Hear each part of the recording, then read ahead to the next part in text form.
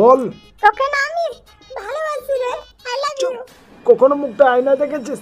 আমি তোকে না, আমি এই টমেটোকে ভালোবাসি।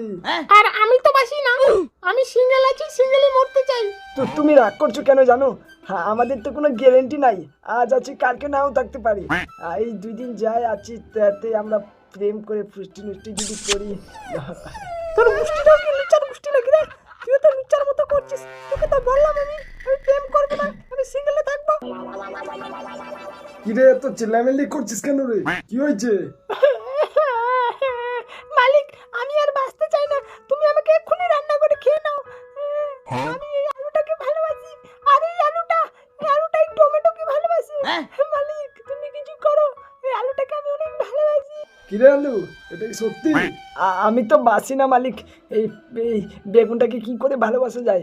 একটু তুমি মালিক চেপে ধরো তো বেগুনটাকে। কি হবে ধরলে বেগুনটাকে? এনে ধরলাম। আঙুলটা চেটে নিল রে বেগুন রে। মালিক, আমার কাঁটাগুলো তোমার আঙ্গুলের মধ্যে চুবে গেল।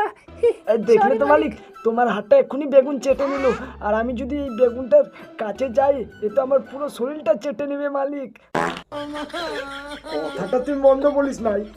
এই তোদের লাইফ তোরা কি করবি কর, কালকে তো তোদেরকে আবার আমাকে সবজি বানাতেই হবে। যাই